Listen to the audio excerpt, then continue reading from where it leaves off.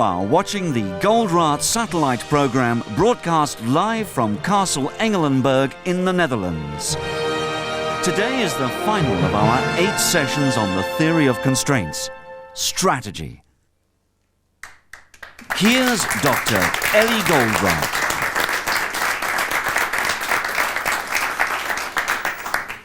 The last one, strategy. What is strategy? If you'll ask people what is the meaning of the word strategy, what is the chance that you'll get more than one answer? What's the chance that you will get the same answer from 2 different people? So let's start by defining the word strategy, and I'm not going to do a whole discussion about it. I will tell you what is my definition, and we'll go from there. It's called democracy. For me, strategy is only one thing. It is the direction in which you want to move your company now as well as in the future. That's all. As simple as that. What direction have you chosen to move the company? That's strategy. Well, by now, we are in the 8th session, so you know where always we start. We start always with the question of what to change. What is the core problem? What's the core problem with our strategies? Well, I think that we'll better start by saying, what is a good strategy? What are the criteria that we should use in order to judge whether or not a strategy of a company is a good strategy or a lousy one? Well, how do we do that? Let's remind ourselves what we said at the beginning of the first session. Every company was built for a purpose. Every company was built in order to achieve something, which means there is a goal of the company. The strategy, by definition, a good strategy, must show us how to reach the goal of the company. Because if it if the strategy does not help us to reach the goal of the company, then it's definitely not a good strategy. Who is the one that determines the goal of the company?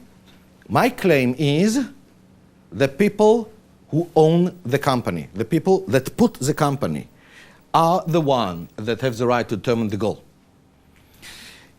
If we are talking about for-profit company, a company that is traded in Wall Street, the minute that it's traded in Wall Street, actually there was a commitment to the goal. Why do you think people invest their money through stock exchange in a company? For the sake of God? They invest their money in order to get more money. So the goal of every company, which is its shares are traded in the stock exchange, is to make money now as well as in the future. What about other companies, like, for example, a company that is a high school? They have also a goal. And their goal is education. What about the money aspect? Somebody has to pay for it. Okay? When are we going to pay for it? And it doesn't matter if it's in terms of contributions or in terms of actual sales, when the company is satisfying us by providing what we've intended. So in order to make it totally generic, I've said make money now as well as in the future. Make money through sales or make money through providing to the extent that somebody, the shareholders in this case, will provide the money for you to operate. If the strategy does not help us and show us how to do that, then it's a bad strategy. Do we agree on that? Fine, so easy, so simple. Is it so simple to do that? Not so simple. But the criteria is obvious. In other words, I will refer to that, to the goal of the company, I will refer to it as an absolute necessary condition for the strategy. Because, as we said, if the strategy does not help us in doing that, that's a bad strategy. Is it the only one? Is it the only necessary condition? I don't think so. As a matter of fact, when we look on the company or the organization, it's not just the shareholders which are important, because we have learned that not less important is the people which comprise the organization. If we don't get their collaboration, we will not succeed, the organization will not succeed to deliver what it's supposed to deliver, at least in the long run. Which means we must consider it. We must make these people to collaborate. Otherwise, in the long run, the company will fail. And strategy is not just for the next quarter. By the actual meaning of strategy, we are talking not just on the current situation, what to do now, we are putting a lot of emphasis when we are dealing with strategy on the long run. Now, what is a necessary condition regarding the people that comprise the organization's employees? What is absolutely necessary in order to get the real collaboration? I would say that looking there, we are getting the second necessary condition. We must provide a secure and satisfying environment to employees now as well as in the future. If we don't do that, in the long run, we will not get the collaboration, and then we will not get the goal. In other words, when I am judging a strategy, this will be a necessary condition. A strategy that does not guarantee that, it means it does not guarantee the goal. And if it does not guarantee the goal, it means it's a bad strategy. Do we have a consensus on that? Yes as well? Fine. But that's not enough. The company is not operating in isolation. The company operates, any organization operates, interacting with the external world. If the external world will be offended by the organization, by that we take an enormous risk about the future of that organization. There is another necessary condition that we have to demand from strategy. A necessary condition that regard the relationship between the company and the external world in which it interacts. I'm calling this third necessary condition. I'm saying we must satisfy. We must provide satisfaction to the market now as well as in the future. Here, when I'm talking about a market, I mean your clients. I also mean your vendors. I also mean the community in which you operate. But since when I've talked with so many CEOs, when I'm talking about don't pollute because otherwise in the next 10 years they will close you down, or don't offend your vendors because otherwise you will not succeed in the future, they say yes, but they don't mean it. But when I'm talking about the client is a king, they say, yes, of course. He's not a king, but unfortunately behaves like a king, and if we ignore him, then we don't get the sales. And that's why I'm saying here the market. Even though when I'm talking here about the market, I'm talking about all the external world in which the company is operating. So let's summarize it. When we come to devise a strategy, there are three absolute necessary conditions that the strategy must help us to satisfy. The three necessary conditions are make money now as well as in the future. The second one is, make money means make goal units, and through that many times get the money. Okay? Make money now as well as in the future.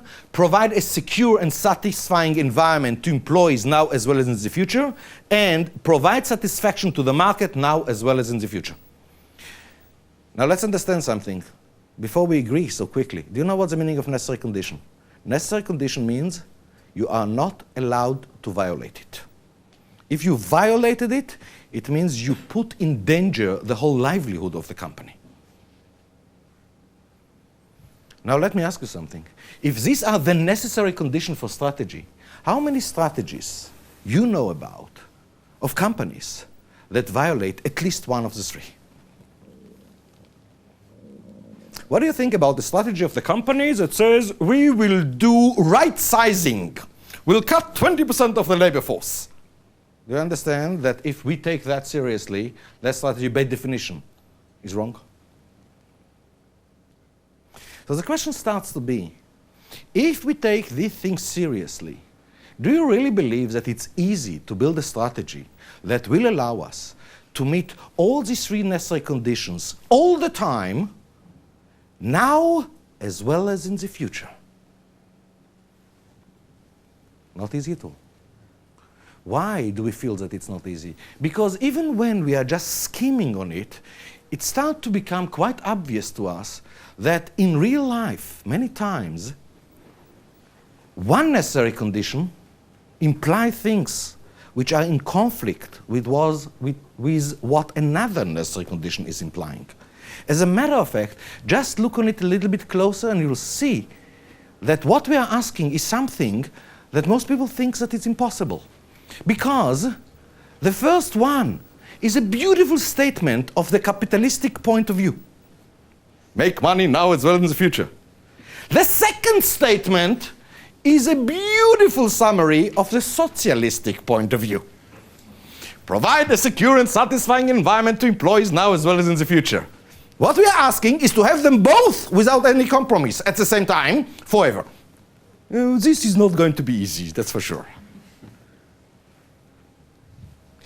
By the way, look on it.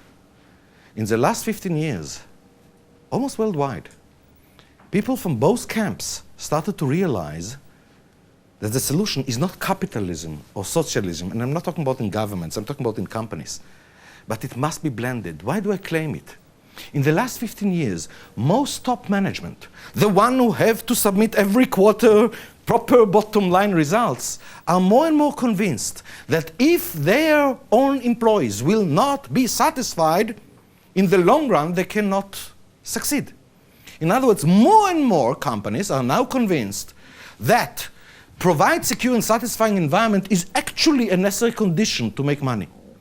At the same time, more and more union leaders start to realize that job security actually does not exist in a company that doesn't make money, no matter what the promises of top management. In other words, even when the full attention of a person is on one of these three things, still people start to realize that the others are actually absolute necessary conditions. What about this last one? Provide satisfaction to the market now as well as in the future. Here I have to really thank, all of us have to thank TQM. This is a movement that put on the table the client is a king. The client is a king. You do not provide satisfaction to your market. It's just a matter of time until you're out. Well, it's obvious that it's not easy to do all three. But in order to find out exactly what to change, I think that we should pin down the exact conflict, generic conflict, that exists between the three. As a matter of fact, something amazing has happened. When I've done the analysis for the strategy for company after company, I've done it for many, many companies, you start with things which are so unique to the company, because companies are very different from each other. At the bottom of the tree, no matter what organization it was, there was always the same conflict. This is the conflict that I want to show you. Let's look on it. Let's look on the cloud.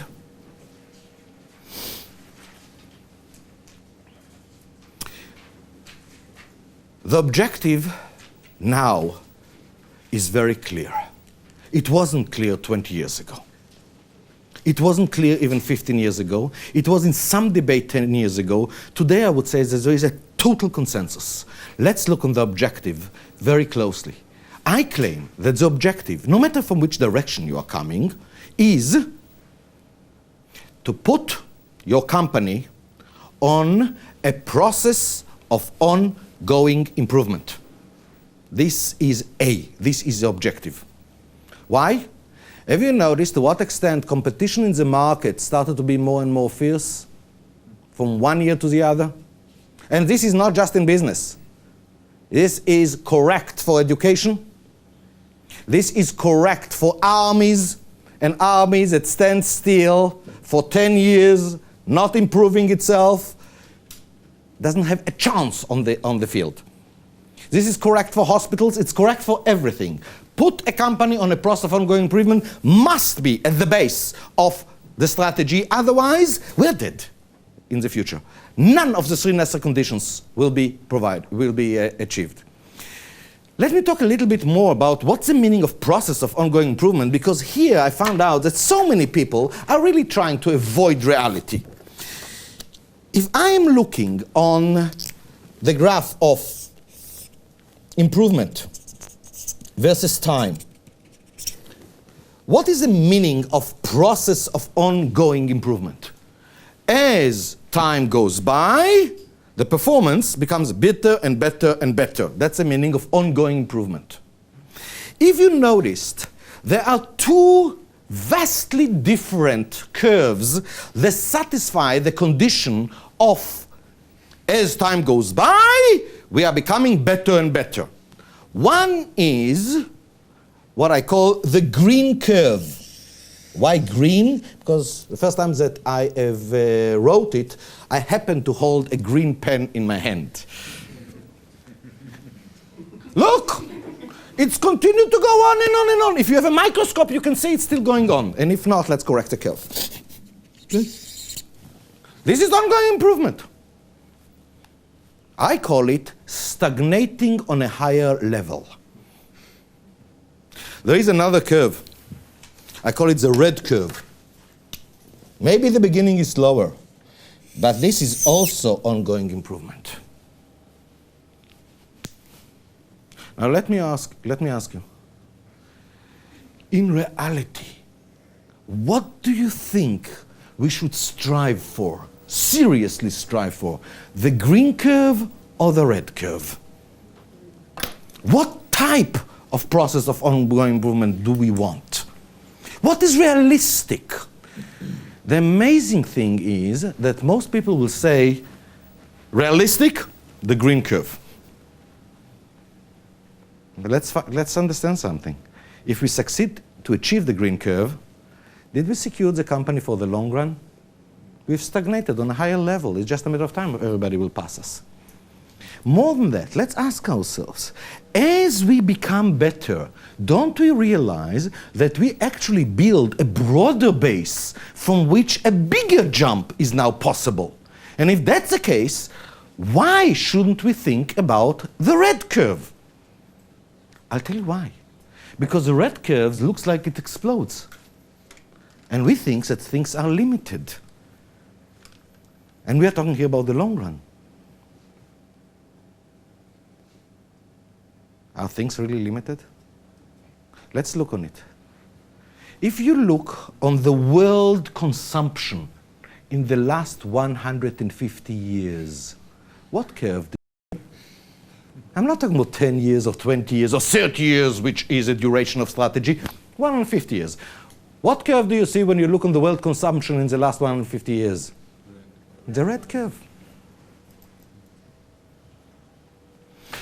You know, being a physicist, I know that in order to generate wealth, you need two things.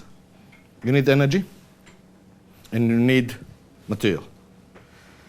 In physics, on these two things, we say there is conservation rules. You cannot waste energy.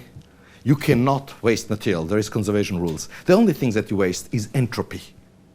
But according to physics today, there is enough entropy to last for the next 40 billion years. So what are we talking about? After the next 40 billion years, I don't care.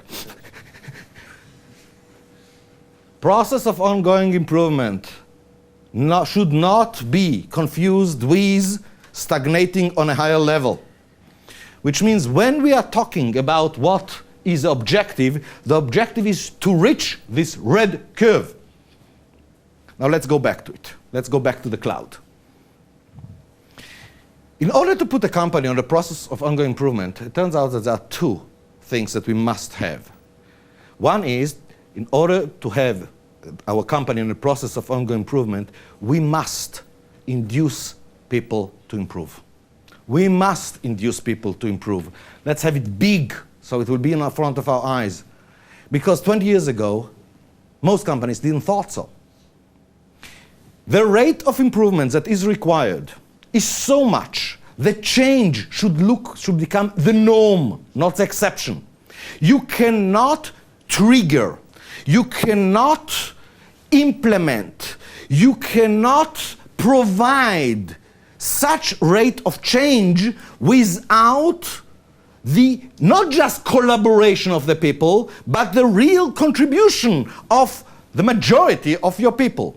And in order to do it, you must induce your people to improve. You will try to do it as a single person in the company, and you will find out that it's totally impossible. It's like pushing a cement wall. Everybody understands today, everybody that have tried to move his company on an ambitious process of ongoing improvement, understand very well, inducing people to improve is an absolute must. Let's go back and see now what does it requires. Let's go back to the cloud. In order to induce people to improve, as a minimum, as an absolute necessary condition, you must not lay off people, especially not the one that have helped the improvement. If you come to a person and say, improve! And he improves, and then you say, thank you very much! Now I don't need you anymore! Do you think that the people that you haven't laid off will go out of their way to really suggest more improvements? You cut it on the spot. And remember, the objective was what? Ongoing improvement. POOGI, process of ongoing improvement. Have this word stuck in your mind. POOGI. POOGI is the name of the game. Process of ongoing improvement. You know, it's a nice name, not so frightening. You know, process of ongoing improvement is so respectable. POOGI is much nicer. If you noticed in all my books how much I am against laying people off, because I know, and probably many of you know, what happens when you lay people off and then you want to start a new initiative. It's so much more difficult. And if you have laid more than once people in the last 2 or 3 years, it's almost impossibility to start. We had such question, by the way, in one of the last sessions. Now, this is obvious. What people tend to ignore is the other side of the cloud. Let's look on the other side. It's not less important. In order to put a company on a process of ongoing improvement, we must convert local improvements into bottom line results. Because if we don't do it, we have not improved. Am I right? Yes or no? And bottom line result means goal units. Total must. No doubt here. And here comes a part that we are trying very hard to close our eyes and not to look. What's the meaning of it? Let's see. Let's go back to the cloud. Look on the following. I've improved. Let's suppose that I improved production. Wow, how much I improved production. It was a bottleneck. Now, we have excess capacity, no problem. What does it mean? It means that the constraint of the company now is not in production. It's somewhere else. And if the constraint is somewhere else, and we don't open the constraint, there is a cap on the throughput. Which means all ongoing effort to continue to improve do not increase the throughput. The throughput is limited by another factor which is not in the area that you're improving. But you are taking the actions, you are improving. What is the result of this improvement? More and more excess manpower, not bottom line. So if you do want to turn these improvements into bottom line, what does it mean? In order to convert local improvements into bottom line results, you must lay off people in the departments that improved the most. That's where most of the excess manpower will be. How lovely. Hello. Nah. No? This is a phenomenal conflict. Remember, this is mandatory as well. Lay off people in the departments that improve the most. At least it looks mandatory as well. Well, let's go back to our cloud. And now let me show you why I claim that this conflict is actually the best presentation that I found of showing the conflict between the 3 necessary conditions. Because if you do agree with me that competition in the market becomes more and more fierce, it means that the objective stems directly from the absolute requirement of provide satisfaction to the market. Remember, you are not the only one with full monopoly here. There are others if the others are improving more than you, you do not provide any more satisfaction to your market. Am I right? Yes or no? So the objective comes immediately from the third necessary condition. Let's put this circle here. Okay? Do you understand me? Eh? Yes or no? The objective is coming directly from the third necessary condition. If you want to continue to provide satisfaction to your markets now as well as in the future, this is a must. In other words, this is a presentation of it. What about the second necessary condition? Provide security and satisfaction to all employees. Well, do you see it here? I think that the best representation of it is, do not lay off people. You lay off people, you do not provide security. And definitely not satisfaction as well. Unless for some perturbed people that love that the other one is sucked. So, this represents the second necessary condition. Where is the first necessary condition appears here very, very clearly. Convert local improvements into bottom line results. Here's where the first necessary condition is written as explicitly as can be. Do you see the conflict? Inherent. And the more competition we have, the more we need the objective, the bigger the clash. Strategy must show us very clearly how are we going to break this conflict. Because if we don't break this conflict, we are not going to satisfy all the three necessary conditions. And if the strategy does not show us practically, exactly, how are we going to break the conflict now as well as in the future, it's not strategy. It's empty words, which, by the way, is most of strategies that I've seen. Where do you want to break it? Look on the cloud and ask yourself, which arrow, which causality here, which necessary condition here you hate, personally hate, that all your juices are against it. And it's obvious. What do you mean? In order to convert local improvements into bottom line results, we must lay off people in the departments that improve the most. That's the thing that all of us are standing up, which means that's where to break it. And if we succeed to break it, if we succeed to break this connection, this necessary condition, and this goes away, we can get 2 and 1 and 3 at the same time. Is it understood? Yes or no? If we just can break that. So, what should we ask ourselves? What is the assumption that we made that made this connection between C and D a must? So let's concentrate now on C and D alone. Let's see it. In order to convert local improvements into bottom line results, we must lay off in the departments which improve the most because, and if we can continue after the because, we've exposed the assumptions. Is it understood? Now, ask yourself, again, in order to convert local improvements into bottom line results, we must lay off people in the department which have improved the most because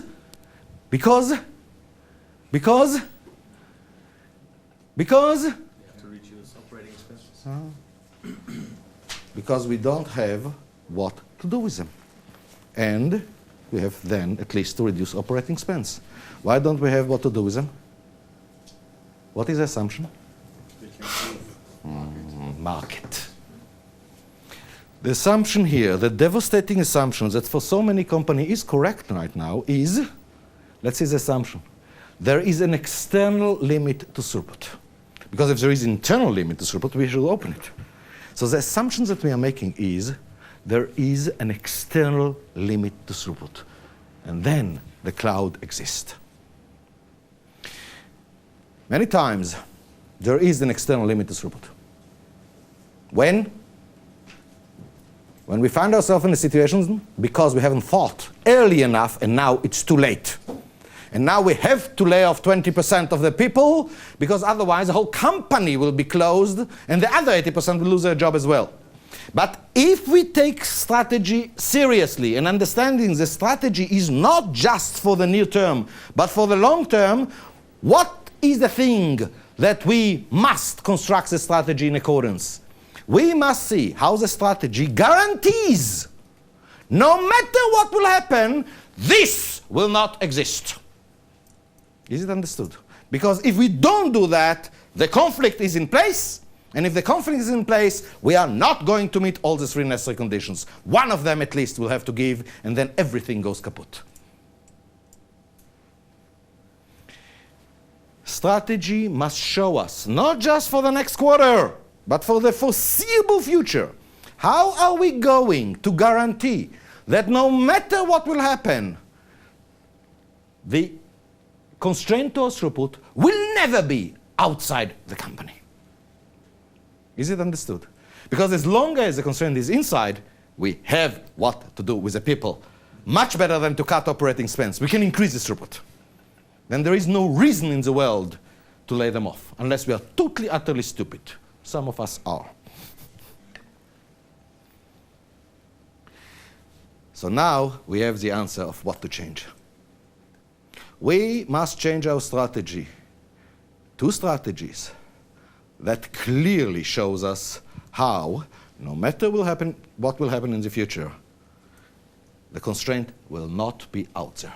And if we have it, this arrow breaks, and if this arrow breaks, now we can demand from strategy, now show explicitly how we are going to have 1 and 2 and 3 at the same time. And strategy that doesn't do it is not a strategy. So we have even the direction of the solution, right? The direction of the solution is how to guarantee that always, no matter what, we do have more market. Shall we find out how to do it? Because it doesn't look simple, and it isn't simple. But here I'm not talking about who knows what vision. I'm talking about what is a necessary, the absolute necessary things that we have to meet. Shall we continue to find out how are we going to go about devising such a strategy that will help us no matter what our company, no matter what the market is? Yes or no? Anybody's interested? To what to change?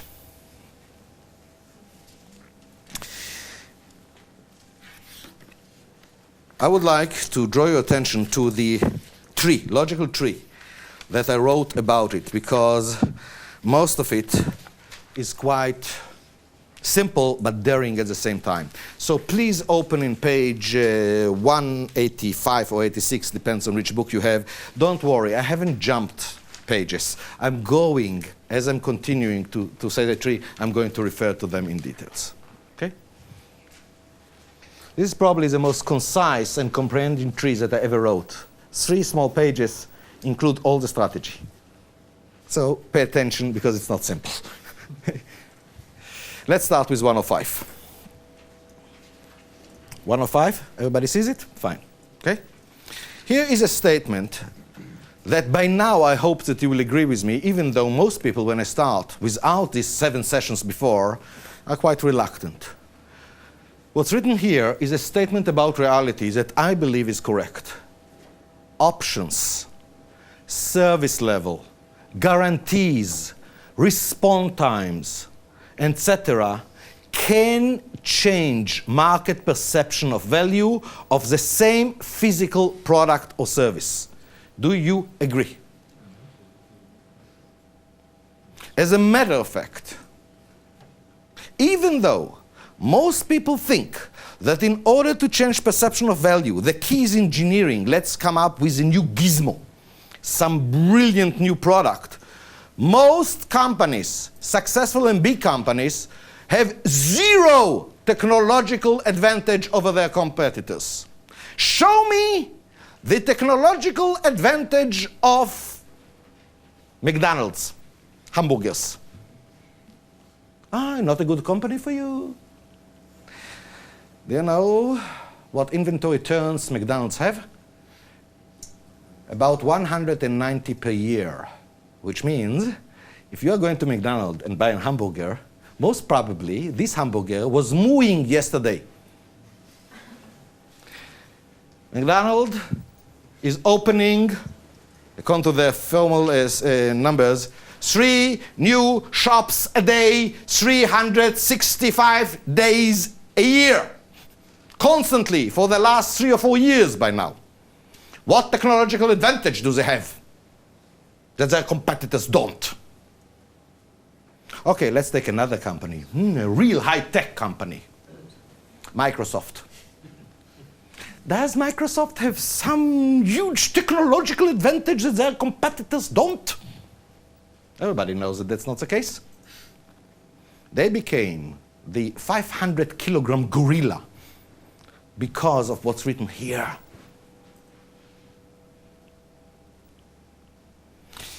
If you look around, you'll find out most companies are getting their perception of value in the market, not through the uniqueness of their product, but the uniqueness of their offering. Can we take it as a given? As a matter of fact, the examples that we have used in session number 5 and 6 for the marketing and sales was not based on a new product. It was based exactly on that. All the examples that I've used in It's Not Luck are once again based on that, not a new product. This does not mean that you cannot achieve a much higher perception of value through a better product. What I'm trying to say here, don't wait until you will have this new beautiful trap of a new product. You can start now if you will take that. So what is the first action? What is the first thing that a company should take? This is 100. And 100 is in a rectangular box, which means that's what you should do. Let's look on 100 carefully. Come on. 100 is the company introduces modifications to its offerings that substantially increase the perception of value for a sizable market. Not for a small niche, for a sizable market. Is it easy? No. How many functions usually are involved in such a thing? Many. You need, in order to do that, you need really to induce people. You need to give them the framework. We'll come to it later. Okay? This requires doing the analysis of the market, by effect, cause effect, building the tree, finding the core problem, building all the mafia offer, as we call it, the unrefusable offer, then selling it internally, which means to induce correctly the people, and then selling it externally and take it. What is the unavoidable result if you succeed to do it? And so many have demonstrated that it's much easier than they thought before. You get 110 as an unavoidable result. What is 110? The company operates, finds himself in what situation? The company operates now in a sizable market in which the perception of value gives the company a decisive competitive edge, a decisive advantage. Unfortunately, most companies are saying, we made it! That's what I call the green curves comes. By the way, let's go back to the green curve. Do you know what? I'm afraid so much of the green curve. Let's have it here on the graph. Do you know what happens after that? It's not everything is peaceful. Many times after that, that's why I'm terrified of a green curve. Everything is fine, we are happy, boom. Let's go back to the tree. Once you achieve that, you are not sitting on your laurels. What is the next step after that? Let's look on 120. We've said it when we've talked about marketing. Don't do it as a first step. Your company is not ready for it. Your people and yourself don't believe that it can be done so easily. Do the first 100. After that goes to 120, which is what?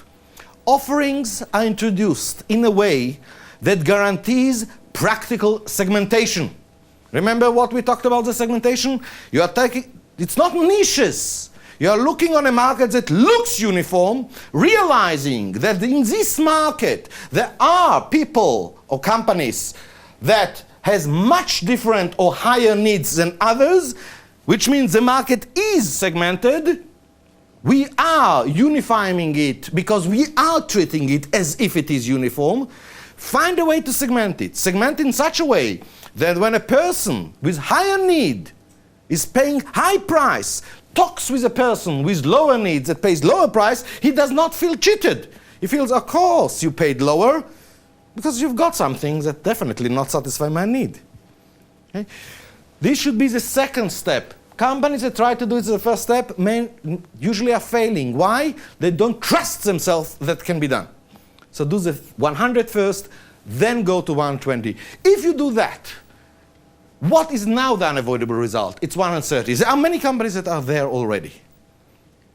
And 130 is, the situation at that stage is the company have introduced many market segmentations in which it has a competitive edge. Most companies are not at this stage, and those that reach it, especially when you can reach it in less than 1.5 years, and many have done it already, the chance of falling into the green curve is so high, it's unbelievable. Let's go back to the tree. You are here. Do we have by that, doing that, that's a good strategy? Not yet. Why? Strategy is talking also for the long term. What is happening? There is not infinite competitive edge. You have now the competitive edge. Don't think that the competitor is out. He is trying to catch up, and he will catch up, and then the window of opportunity closes. These things that we are talking about so far were good enough to open windows of opportunities between a year to 5 years in the past, not when this knowledge becomes more and more known. Then the window of opportunity, I believe, in the future, doing that, will shrink to something like 2 years. Strategy that all its horizon is 2 years is not enough. You have to go much beyond it. So the question starts to be, how do we create a lasting competitive edge, minimum 10 years? How can we do it at all? Is there any way to do it? And my answer is yes. But here, you have to think very differently.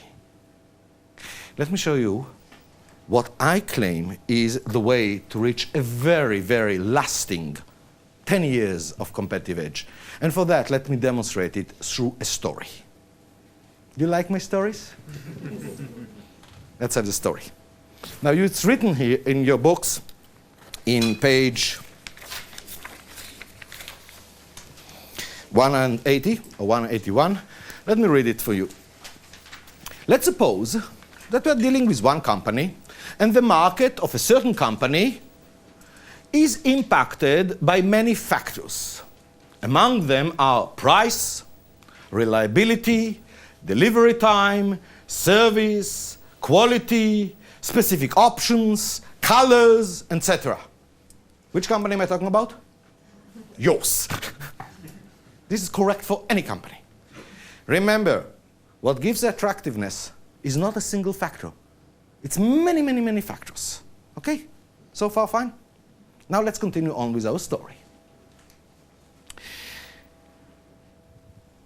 Our company is relatively okay. In other words, let's say that in a survey that was done, in all these factors, they were doing quite well. Nothing to write home about, nothing to be ashamed of. Now let's be a little bit more specific. Let's suppose that the company is offering its products in about 20 different colors. If you notice, I'm taking one of the factors and I want to take that as an example. For your company, take another factor as example if colors is not an issue. Okay? The company is offering its product in about 20 different colors, and Pareto principle does work, which means, let's say that 70% of the products are sold in one of the 3 most popular colors. Very, very common. Pareto principle does work when we're dealing with things which are not connected to each other. Fine. Now, what about the other colors? Let's continue on with our story. Except for the 3 most popular colors, the others are not always available from stock. Sounds familiar? In these cases, if a client insists on a particular color, this fussy client, okay, we will deliver, but If we don't have it right now, we'll have to tell him we'll deliver, but you'll have to wait. Let's say that we tell him that he will have to wait 6 weeks, which means if we tell him that he will have to wait 6 weeks, reality is that it has to wait 10 weeks. About a long time. Sounds familiar? Oh, yeah. Let's carry on with the story. The company doesn't see it as a real problem because, according to its records, only about 2% of its clients are so fussy. Most of the clients saying, I want it in green, and in green is in your catalog. What do you mean you don't have it? Sorry, we don't have it. If you want it in green, you'll have to wait 6 weeks. Okay, fine, I'll take the red.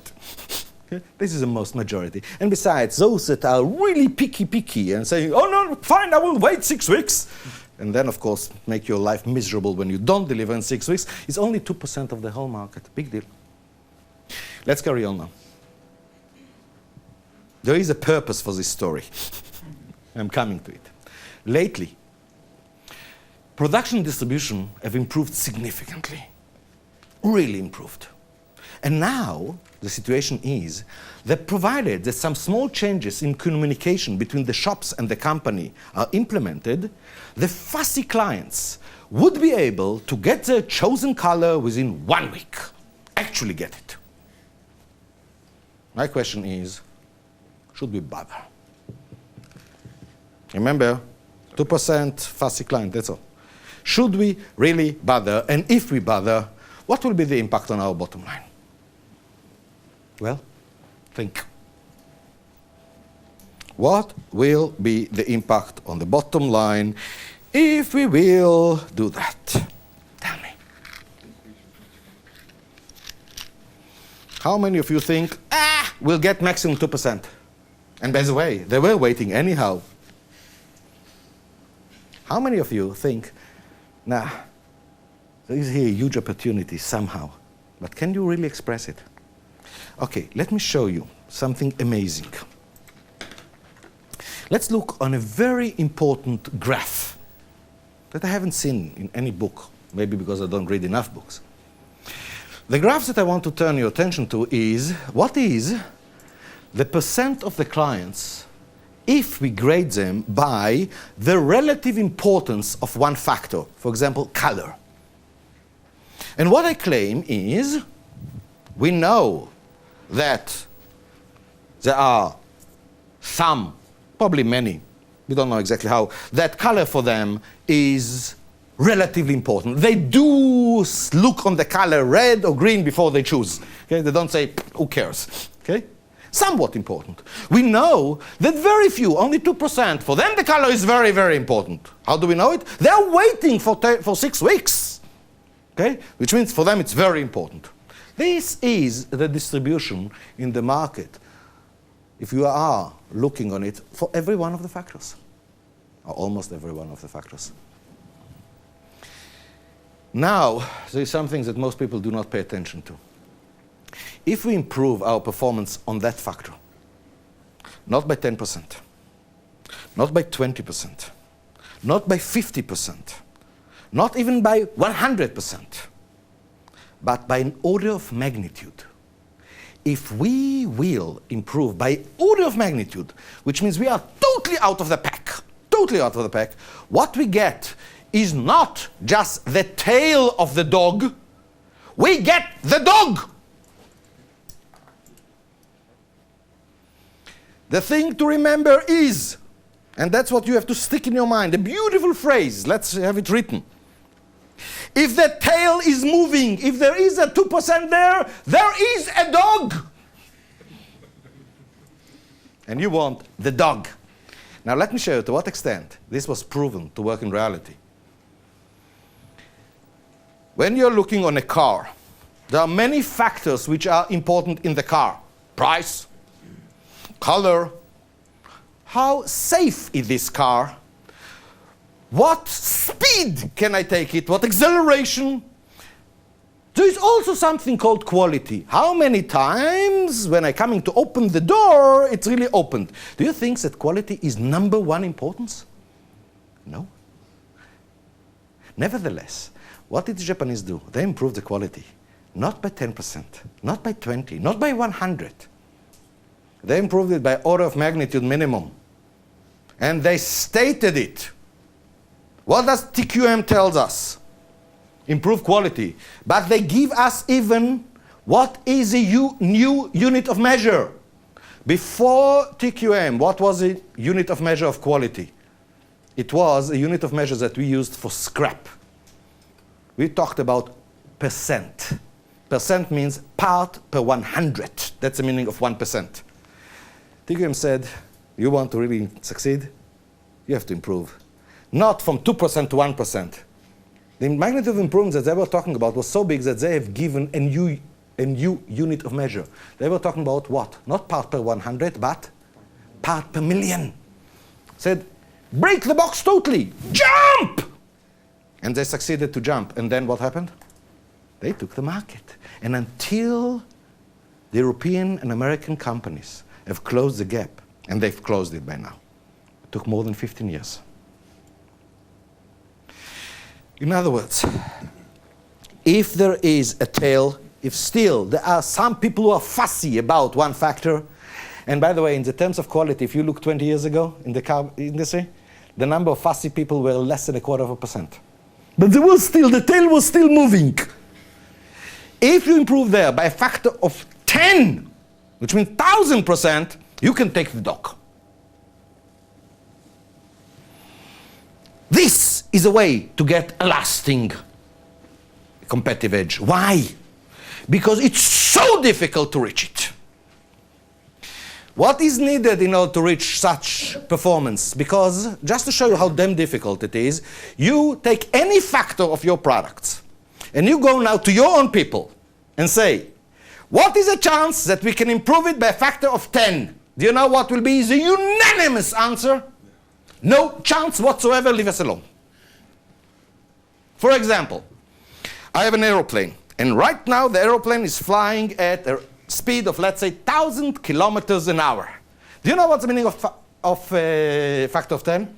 Let's now design an aeroplane and build an aeroplane that flies 10,000 kilometers an hour. More than the missiles. What's the answer? Impossibility. By the way, what was the answer even in Japan when the target was, fine, let's build a car that most clients will not have to take it to a garage for a whole year. Do you know what was the answer? Impossibility. Do you know how many parts there are and so on? No way. By the way, those of you who are old enough like me to still remember what's the meaning of a car 20 years ago? How many times have we went to a garage? Okay? The person in charge of the garage was my best friend. Otherwise, I would have stuck totally. I visit him very frequently. Today, who the hell knows where it is? If at all, we are sending the car for some maintenance of the oil. That's it. Factor of 10 requires enormous break of many things that we take today for granted. And it requires to do it so that all these breaks will be done in sync. Only then you can talk about not 10% improvement, but 1,000% improvement. Is it possible? Of course. Is it easy? Of course not. And that's exactly what we want. Let's look what we are talking about. If our advantage is based on what? We've lowered the price. Okay? How long will it take the competitor, if he wants, to imitate us and lower the price? A day. To adjust price is relatively easy for competitors. You cannot base your lasting competitive edge on that. If we are talking about something else, and it is, come on, based on a change of policy, a rooted policy, something that we were following for the last 50 years, not just us, all our competitors as well. And if this is what is in the base of our competitive edge, then we are talking about much larger window. Why? Because for the competitor to change a rooted policy is difficult.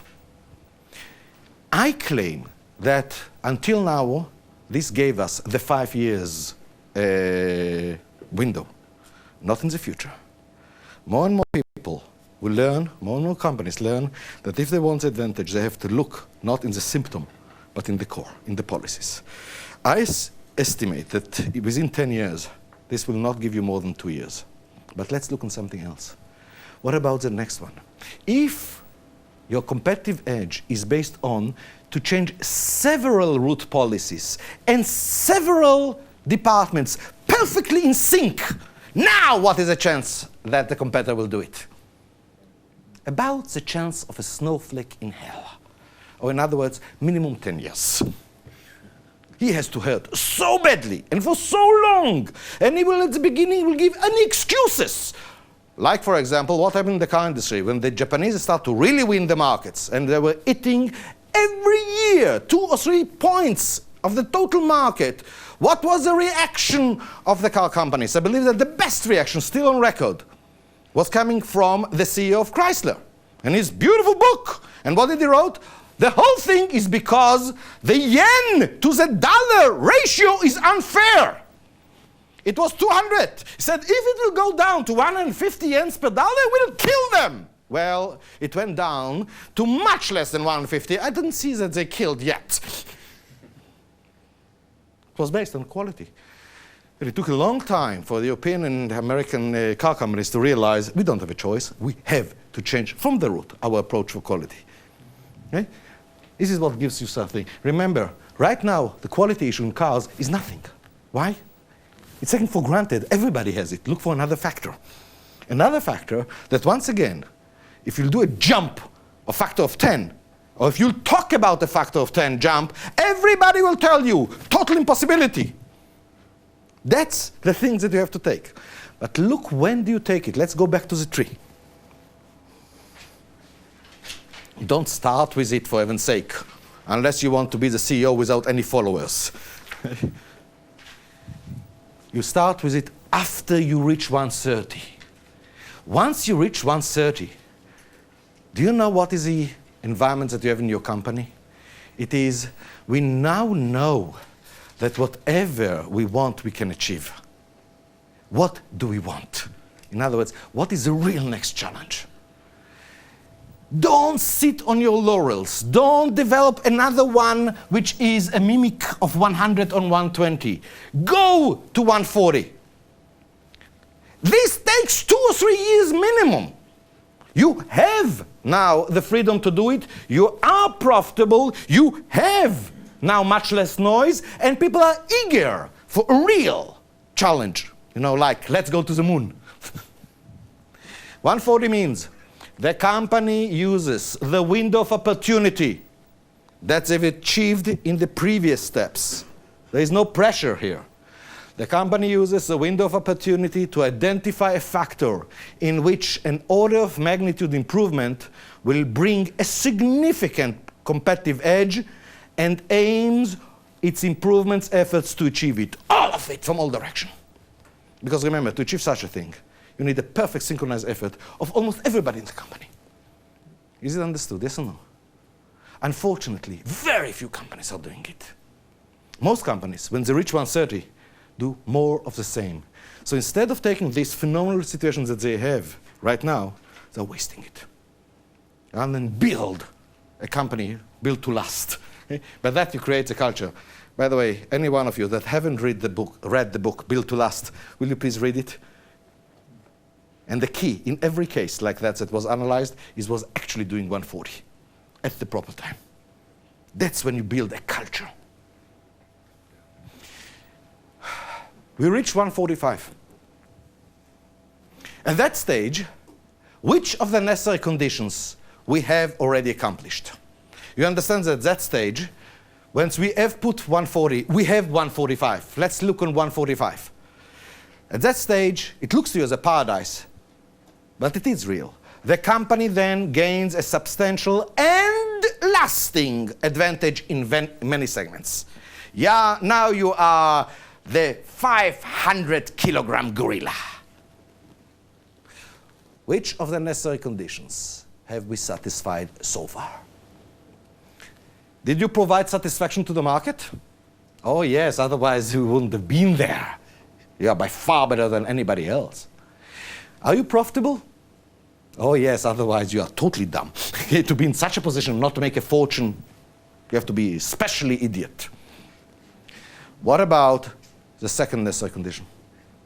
What about providing security and satisfaction to your employees? Satisfaction you have done, because this is all, you know, really exciting. What about the security? Don't fool yourself. That's exactly the point where you might say, we have done it, when you haven't. I'll tell you why. Did you ever heard about the fact that markets are going up and down, not just up? Yes or no? Now, do you know why I'm asking it? Because if I'm looking on the forecast of each company, somehow I'm getting the impression that the market will always continue to grow. And if I combine all the competitors together, it looks like the market will go like that. Markets will go down as well. What happens when the market goes down? You are now stuck with enormous amount of excess capacity. How many companies will say, we are totally loyal, sit right here, don't do anything, we'll continue to pay the salary for the next 3 years? Hello, what's the chance that the company will say, what can we do? The market went down, there are problems here, problem there, we have to lay off. You laid off, bingo. You violated the necessary condition. This is not meaning of security. Not at all. Let me make a statement which has to be all the time in front of your eyes. A strategy that is based on forecast is at best risky. Don't fool yourself. You do not know what will be the market consumption for a particular product 5 years down the road. No way to know it. Is it understood? Unless you are a prophet. Now, in Judaism, we say that since the temple was destroyed 2,000 years ago, prophecy was given only to imbeciles. So what's the answer? The answer lies in one word. And the word is flexibility. But not any flexibility. Very, very particular flexibility is needed here. And the amazing thing is that you can gain this flexibility only in one way, I believe. By putting self-imposed limitations on your own company. Limitations that for the short run looks not good, but they are necessary in order to build the flexibility to protect your company for the long run. Let me show you exactly what flexibility am I talking about. But in order to do that, first of all, let's talk about something that to me looks obvious. Somehow, most people don't look on it. Let's talk about what's written in statement 160. That's the key that will allow us to understand what flexibility we need. And if you don't believe in 160, then don't bother to read on. 160 means the market of a company as defined by its inherent capabilities far exceeds its current operating market.